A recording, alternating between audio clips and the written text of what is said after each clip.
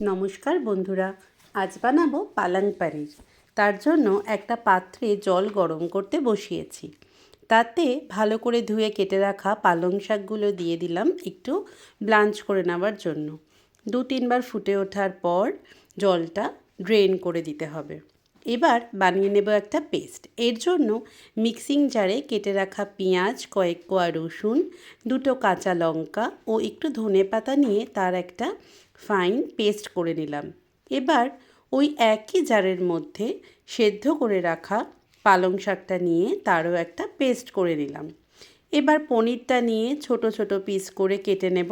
আমি পালং পনিরে সাধারণত কাঁচা পনিরটাই ব্যবহার করি, তাহলে পনিরটা শক্ত হয়ে যায় না।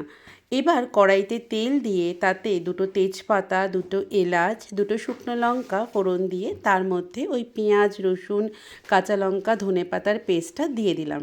মশলাটা একটু কষিয়ে নিয়ে তার মধ্যে পালং শাক বাটাটা দিয়ে দিলাম।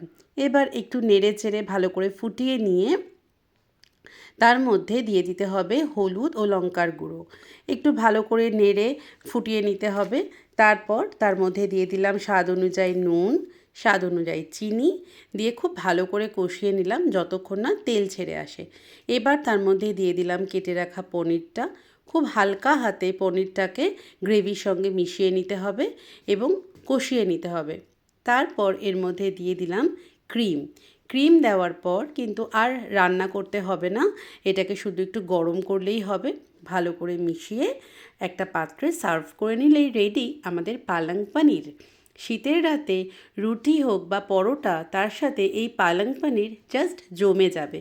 একদিন আপনারাও বানিয়ে দেখবেন, খুব ভালো লাগবে।